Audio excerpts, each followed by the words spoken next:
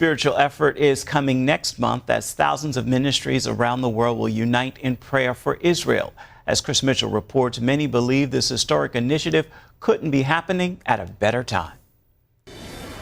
Mike Bickle of the International House of Prayer in Kansas City explains how this call to intercede for Israel began. We began a call on March 7th, about 6 weeks ago.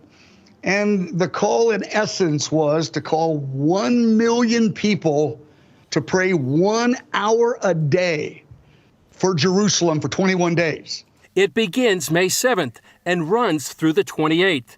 Bickle says the response to this call has now gone viral and global. Well, it's blown up on us, and we did not understand that. We quit counting at the 1 million mark about April 1st, at the 3 weeks after giving this call. And there's thousands of ministries participating in this at this point in time. I'm guessing well over 5 million will participate. A website, Isaiah62fast.com, not an International House of Prayer website, has been set up as a place where ministries from around the world can provide their information so people can find a participating ministry in their region.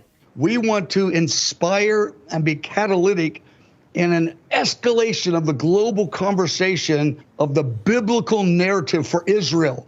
So we're going lots of ministries talking to lots of new people about it. And we have right now 100 languages this is translated in. The scripture chosen to focus on during the time of prayer is Isaiah chapter 62.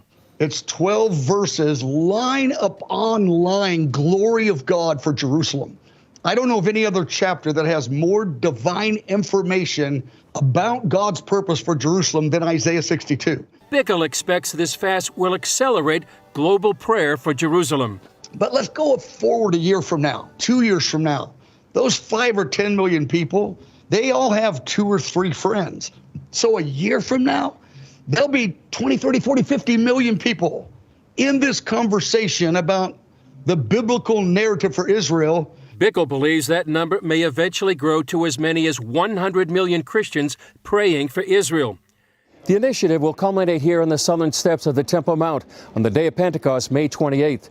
Bickle says with the unprecedented divisions within Israel right now and the looming threat of a nuclear Iran, he sees this as for such a time as this moment, an opportunity for the church worldwide to stand in the gap for Israel, as Queen Esther did thousands of years ago for the Jewish people. Chris Mitchell, CBN News, the Southern Steps, Jerusalem.